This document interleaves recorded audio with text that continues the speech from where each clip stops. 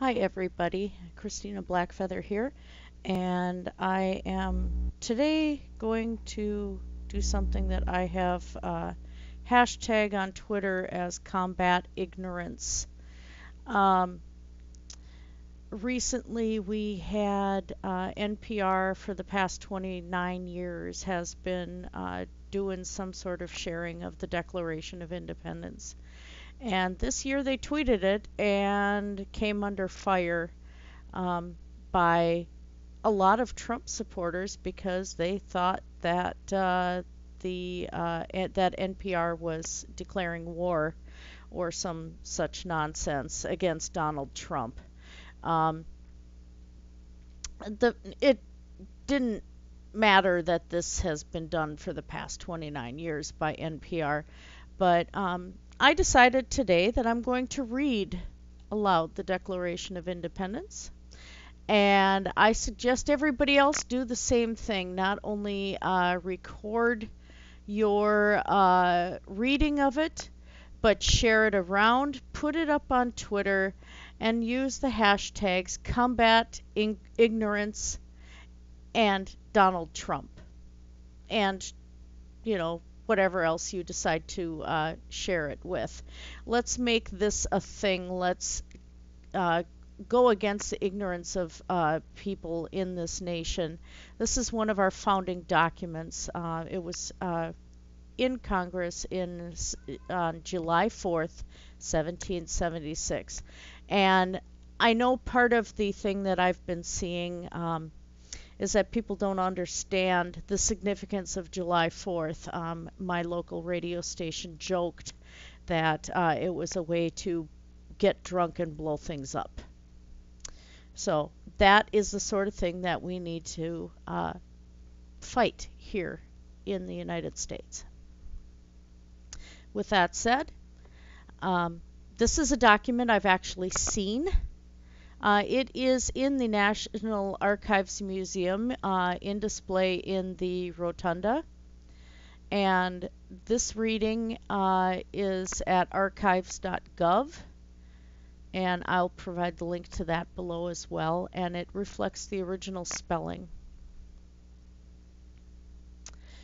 The unanimous declaration of the 13 United States of America, when in course of human events it becomes necessary for one people to dissolve the political bands which have connected them with another, and to assume among the powers of the earth the separate and equal station to which the laws of nature and of nature's God entitle them, a decent respect to the opinion of mankind, requires that they should declare the causes which impel them to the separation.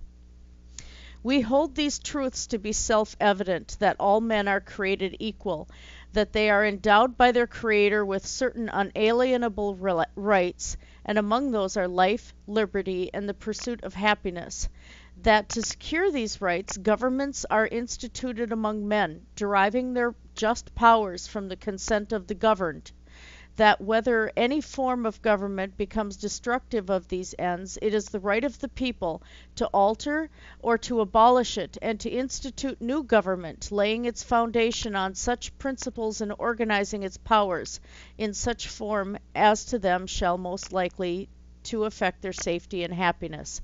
Prudence, indeed, will dictate that governments long established should not be charged for light and transient causes, and accordingly all experience hath shewn that mankind are more disposed to suffer while evils are sufferable, than to the rights themselves, abolishing the forms to which they are accustomed. But when a long train of abuses and usurpations, pursuing invariably the same object, evinces a design to reduce them under absolute despotism, it is their right, it is their duty to throw off such government and provide new guards for the future security. Such has been the patient sufferance of these colonies, and such is now the necessity which contains them to alter their former systems of government. The history of the present King of Britain is a history of repeated injuries and usurpations, all having in direct object of the establishment of an absolute tyranny over these states. To provide this, let facts be submitted to a candid world.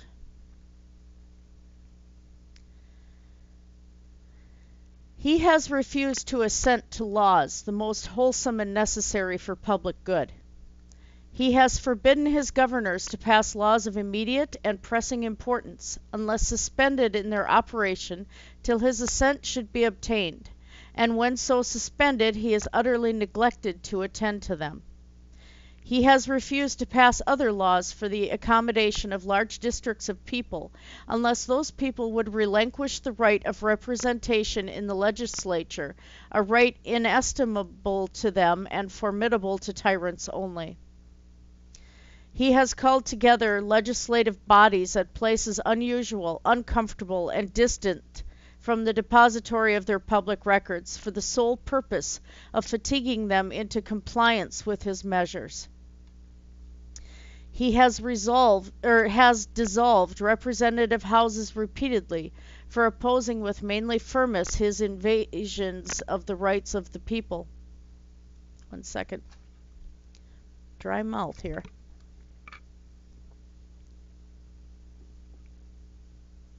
He has refused for a long time after such dissolutions to cause others to be elected, whereby the legislative powers, incapable of annihilation, have returned to the people at large for their exercise, the state remaining in meantime exposed to all dangers of invasion from without and convulsions within. He has endeavored to prevent the population of these states, for that purpose obstructing the laws for naturalization of foreigners, refusing to pass others to encourage their migrations hither, and raising the conditions of new appropriations of lands. He has obstructed the administration of justice by refusing his assent to laws for establishing judiciary powers. He has made judges dependent on his will alone for the tenure of their offices and the amount and payment of their salaries. He has erected a multitude of new offices and sent hither swarms of officers to harass our people and eat out their substance. He has kept among us in times of peace standing armies without the consent of our legislatures. He has affected to render the military independent and superior to the civil power.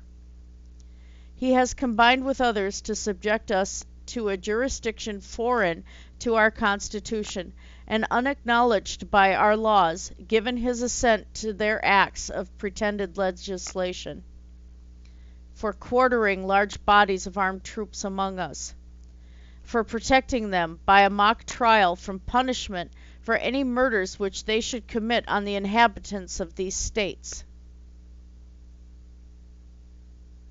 for cutting off our trade with all parts of the world, for imposing taxes on us without our consent, for depriving us in many cases of the benefits of trial by jury, for transporting us beyond seas to be tried for pretended offenses, for establishing the free system of English laws in a neighboring province, establishing therein an arbitrary government, and enlarging its boundaries so as to render it once an example and fit instrument for introducing the same absolute rule into these colonies, for taking away our charters, abolishing our most valuable laws, and altering fundamentally the forms of our governments, for suspending our own legislatures and declaring themselves invested with the power to legislate for us in all cases whatsoever. He has abdicated government here by declaring us out of his protection and waging war against us. He has plundered our seas, ravaged our coasts, burnt our towns, and destroyed the lives of our people. He is at this time transporting large armies of foreign mercenaries to complete the works of death, desolation, and tyranny already begun, with the circumstances of cruelty and perfidy scarcely paralleled in the most barbarous ages, and totally unworthy the head of a civilized nation. He has constrained our fellow citizens taken captive on the high seas to bear arms against their country, to become the executioners of their friends and brethren, or to fall themselves by their hands. He has excited domestic insurrections amongst us, and has endeavored to bring on the inhabitants of our frontiers, the merciless Indian savages whose known rule of warfare is an undistinguished destruction of all ages, sexes, and conditions. In every state of these oppressions, we have petitioned for redress in the most humble terms. Our repeated petitions have been answered only by repeated injury. A prince whose character is thus marked by every act which may define a tyrant is unfit to be ruler of a free people. Nor have we been wanting in attentions to our British brethren. We have warned them from time to time of attempts by their legislature to extend an unwarranted jurisdiction over us. We have reminded them of the circumstances of our emigration and settlement here.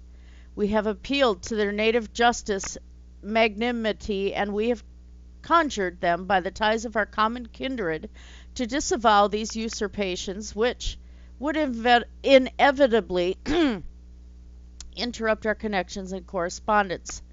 They too have been deaf to the voice of justice and consanguinity. We must therefore acquiesce in the necessity which denounces our separation, and hold them, as we hold the rest of mankind, enemies in war, in peace friends.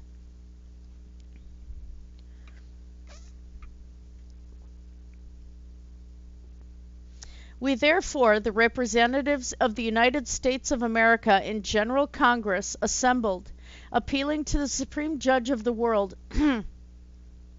for the rectitude of our intentions, do, in the name and by authority of the good people of these colonies, solemnly publish and declare that these united colonies are, and of right out, to be free and independent states, that they are absolved from all allegiance to the British Crown, and that all political connection between them and the state of Great Britain is and ought to be totally dissolved, and that as free and independent states they have full power to levy war, conclude peace, contract alliances, establish commerce, and to do all other acts and things which independent states may of right do.